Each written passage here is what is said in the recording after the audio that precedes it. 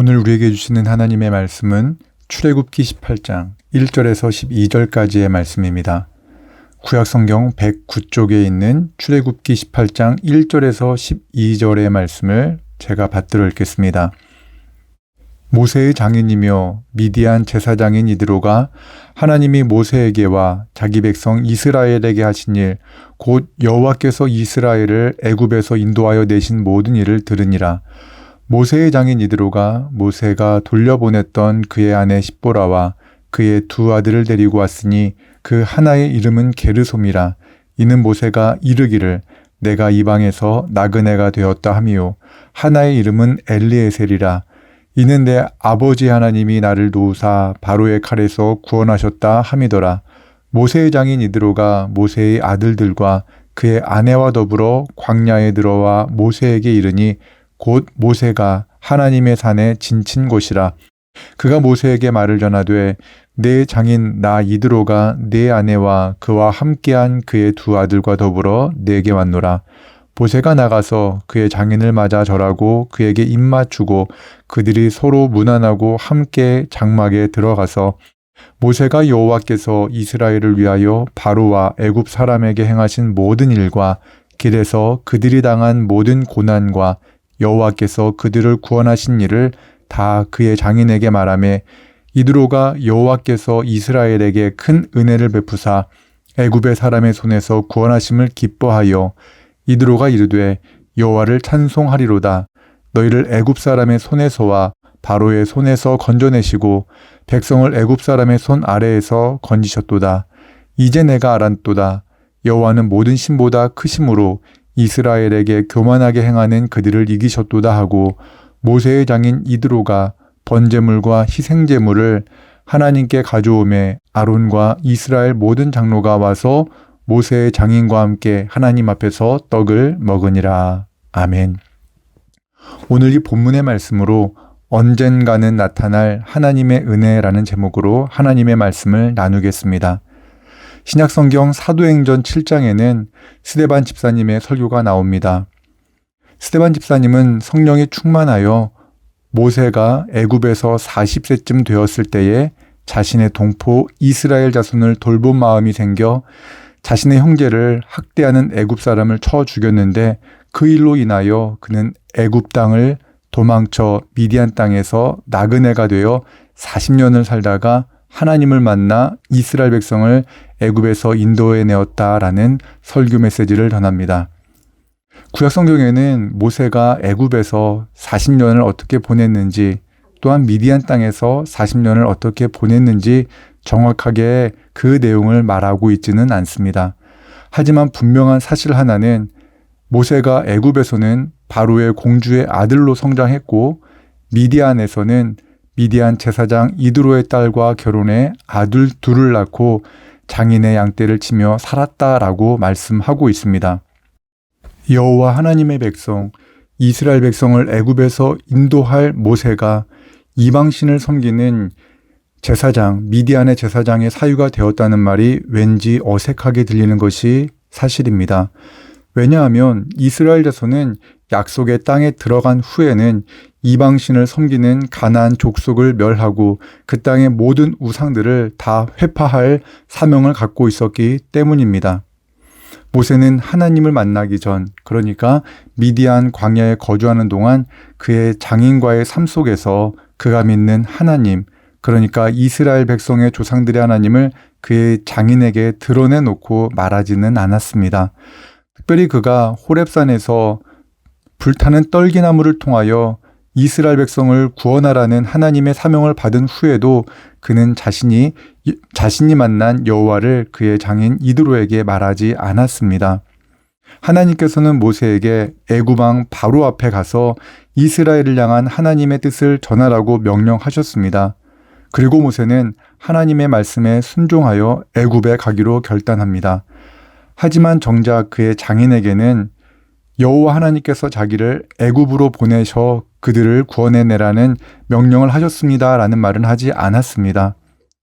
모세는 그의 장인에게 애굽에 있는 내 형제들에게로 돌아가서 그들이 아직 살아있는지 알아보려고 합니다. 나로 가게 하옵소서라고 이렇게 말을 합니다. 이 대목에서 모세가 미디안 땅에서 40년을 어떻게 살았는지를 짐작해 볼 수가 있습니다. 미디안 사람들이 섬기는 신을 예배하는 제사장, 즉 그의 장인 이드로 앞에서 모세는 이스라엘 자손의 하나님 여호와를 말할 수 없었을 것입니다.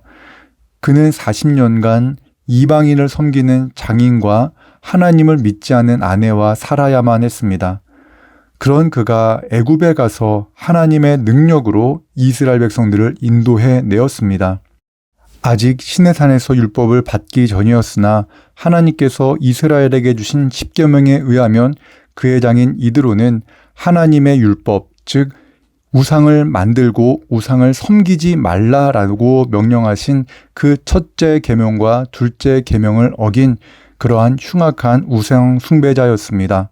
그런데 놀라운 역사가 그의 장인 이드로에게 일어났음을 오늘 본문 18장 1절의 말씀은 이렇게 말씀하고 있습니다.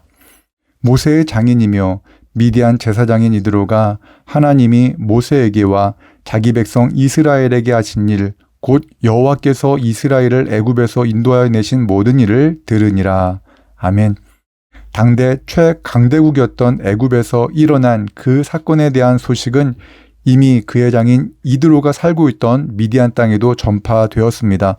그리고 그 놀라운 소식을 들은 그의 장인은 모세가 돌려보낸 모세의 아내, 즉 자기의 딸과 두 손자를 데리고 이스라엘 백성들이 지친 곳으로 왔습니다. 그는 이스라엘 백성들에게 이렇게 말을 했습니다. 출애굽기 18장 6절의 말씀입니다. 그가 모세에게 말을 전하되 내 장인 나 이드로가 내 아내와 그와 함께한 그의 두 아들과 더불어 내게 왔노라. 이드로는 이스라엘 백성들의 숫자를 보고 크게 놀랐을 것입니다. 더 놀란 것은 그의 사위 모세가 그 엄청난 백성들의 지도자였다는 사실일 것입니다. 모세는 그의 장인을 맞으러 나가서 그의 장인 앞에 절을 하고 그에게 입을 맞추었습니다. 애굽왕 바로 앞에서 그토록 당당했던 모세가 그의 장인 앞에서는 우리가 생각하는 그러한 평범한 사위의 모습으로 그의 장인 이드로를 맞이합니다. 그 모습은 그가 지난 40년 동안 그의 장인에게 보였던 그의 삶의 모습이었을 것입니다. 하지만 바뀐 것이 있습니다. 바뀐 것은 무엇입니까? 그의 장인의 집에 거할 때는 여호와 하나님을 말하지 못했지만 이제 애굽에서 이스라엘을 구원하신 놀라운 하나님의 역사를 그의 장인, 즉 미디안 제사장에게 말하고 있다라는 것입니다. 사위 모세를 통해 여호와 하나님의 구원의 역사를 들은 이드로는 이렇게 고백합니다. 출애굽기 18장 9절에서 11절의 말씀입니다. 이드로가 여호와께서 이스라엘에게 큰 은혜를 베푸사 애굽 사람의 손에서 구원하심을 기뻐하여 이드로가 이르되 여호와를 찬송하리로다. 너희를 애굽 사람의 손에서와 바로의 손에서 건져내시고 백성을 애굽 사람의 손 아래에서 건져내셨도다. 이제 내가 알았도다. 여호와는 모든 신보다 크심으로 이스라엘에게 교만하게 행하는 그들을 이기셨도다 하고 아멘. 미디안의 제사장이었던 모세의 장인이 이스라엘의 하나님을 찬송하고 여호와 하나님을 인정했습니다. 그리고 여기서 끝나지 않고 여호와 하나님께 번제와 희생제물들을 하나님께 가져왔다라고 성경은 말씀합니다. 이제 모세의 장인 이드로는 우상을 섬기는 것이 아니라 여호와 하나님께 예배하는 이스라엘 백성과 같은 여호와 하나님을 섬기는 하나님의 백성으로 변화된 것입니다.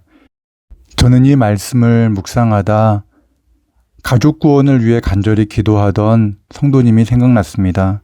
하나님을 믿는 집이 자신의 가정밖에 없는데 예수님을 믿지 않는 가족들은 다 부유하게 잘 살고 자녀들도 세상적으로 성공했는데 자기 가족만 유일하게 경제적으로 어렵고 자녀들도 잘 안 풀린다며 낙심해 있었습니다. 복음을 전해도 예수님이 계시면 왜 너희 집은 그렇게 어렵냐라는 말을 종종 했기 때문에 낙심해 있었던 것입니다. 그리고 그분은 이렇게 말했습니다. 안 믿는 가족들을 예수님께 인도하려면 예수 믿는 가정이 더 잘 되어야 한다며 하나님께 경제적인 문제가 해결되어지고 자녀들도 성공할 수 있도록 기도를 부탁하셨습니다. 오래전 일이어서 그 성도님께 무슨 말씀을 드렸는지 정확히 생각나지는 않습니다. 하지만 오늘 동일한 상황에 계신 분께서 저를 찾아와 믿지 않는 가족을 믿게 하려고 싶은데 제 삶이 너무나 어렵습니다. 나의 삶이 회복되어질 수 있도록 기도해 주십시오라고 부탁을 한다면 저는 이렇게 말씀드리고 싶습니다. 하나님께서는 성도님을 기뻐하고 성도님을 너무나 존귀하게 여기고 계십니다.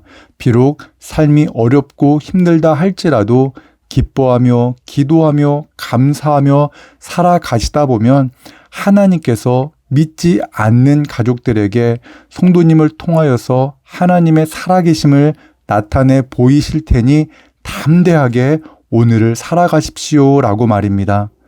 모세가 40년간 광야의 시간을 통하여 하나님께 쓰임을 받은 것처럼 우리도 지금 광야의 시간을 보내고 있을지 모릅니다. 그 광야의 여정 중에서도 늘 주님과 동행하며 오늘 이 하루를 기쁨과 감사로 살아갈 수 있다면 믿지 않는 가정, 믿지 않는 친지, 믿지 않는 부모님과 믿지 않는 자녀들에게 하나님의 놀라운 은혜가 있을 것입니다. 그런 은혜를 누리는 모든 가정이 되기를 주님의 이름으로 축원합니다. 기도하겠습니다. 사랑과 은혜 하나님 아버지 감사합니다. 모세의 삶을 통하여 놀라운 은혜가 그의 장인의 가정에 일어났던 것을 우리가 말씀을 통하여서 나누었습니다. 하나님, 오늘 이 시대에도 믿지 않는 남편과 아내, 자녀와 부모님을 위해 눈물로 기도하는 성도님들에게 하나님의 살아 역사하심을 보여주시옵소서. 모든 가족이 하나님을 우리의 아버지로 고백하는 은혜가 있게 하여 주시옵소서. 힘든 시간을 보내고 있습니다. 경제적으로, 육신적으로, 감정적으로 자녀들의 인생의 문제들로 인하여 힘겨워하는 성도들에게 하나님만이 주실 수 있는 하늘의 은혜를 내리어 주셔서 성령의 충만한 은혜, 하늘의 만나를 우리 영혼에 채워주심으로 오늘 이 하루 승리하며 살게 하여 주시옵소서. 감사드리며 우리 구주 예수님의 이름으로 기도하옵나이다. 아멘.